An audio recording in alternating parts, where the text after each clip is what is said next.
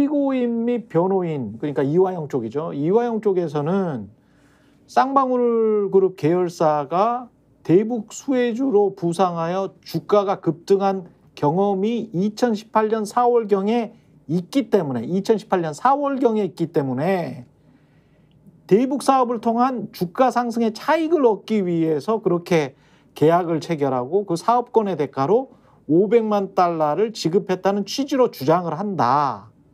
그러나 나는 이걸 다음과 같은 이유로 받아들일 수 없다.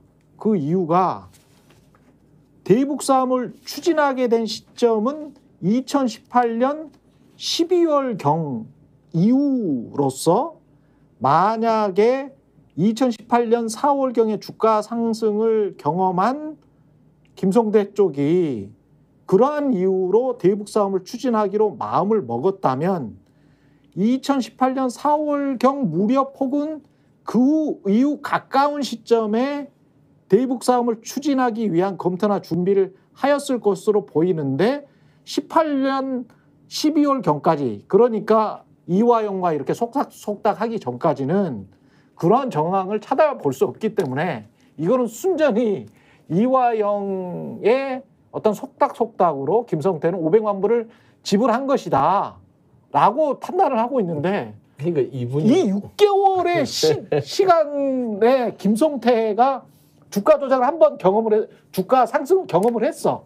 그런데 6개월 이후에는 이건 주가 상승이 아니고 순수하게 이화영의 속닥 때문에 나는 500만 불을 지급할 거야 라는 김성태의 마음을 판사는 이렇게 6개월의 시점으로 딱 나눠서 이야기를 하고 있는 게 도저히 이해가 안 돼요, 이게. 그러니까 이 판사를 보면 사회생활을 많이 안 해보신 거예요. 그러니까. 그러니까 이제 이 법조문만 보면서 계속 상상력으로 사회생활을 보시는 분 같은데. 아니 김건희 주가 조작 시점도 1차식, 2차식이 다 나눠요. 그러니까 개인적으로 좀 판단하면 이 판사분께서 어떻게 사업의 커넥션들이 이루어지는지는 몰라요. 그렇죠. 그러니까 분명 국정원 문건에서도 쌍방울이 이 대북 사업을 통해서 주가 조작을 하려는 정황들이 아주 오랫동안 진행돼 왔다는 것을 문건으로 적었잖아요. 그러니까. 국정원이 어떤 기관입니까? 대한민국의 최고의 정보기관입니다. 그렇죠.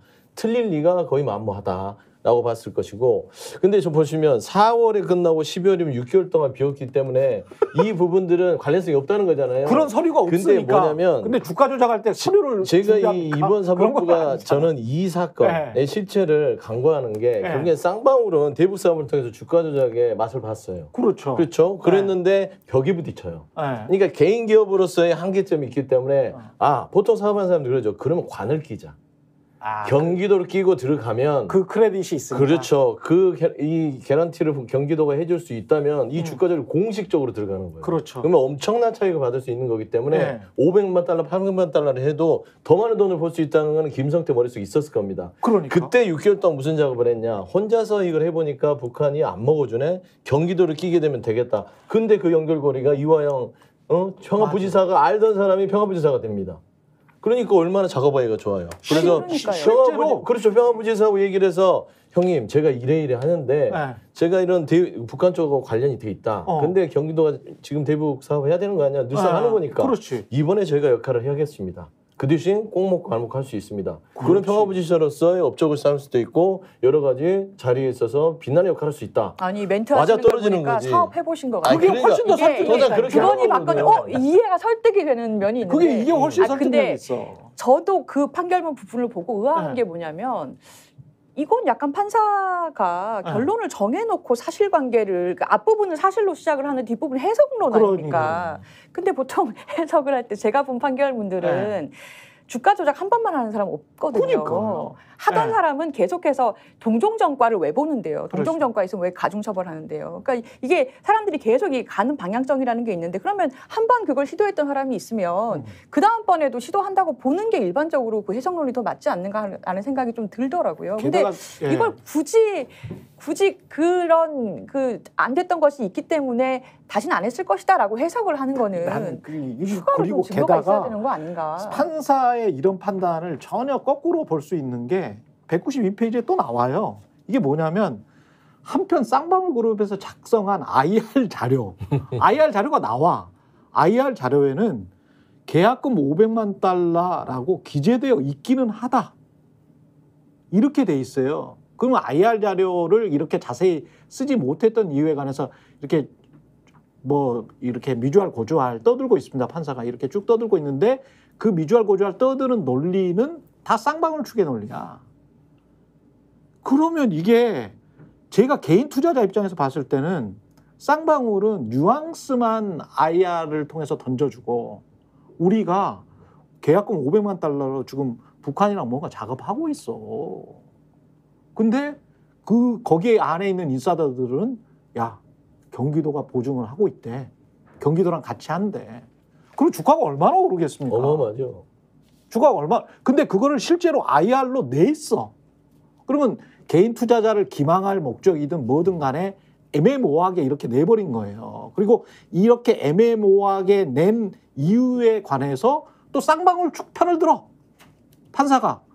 제가 보기에는 애매모호하게 내가지고 개인 투자자를 현혹시키는 목적인 것 같은데 이분이 최소한 저보다는 이제 주식시장에 대해서 잘 모르기 때문에 아니 이걸 어떻게 이렇게 판단하지? 그래서 네. 말씀하신 대로 판사가 잘 모른다 네. 이렇게 말씀하셨잖아요. 그럴 네. 거예요. 이 판사는 네.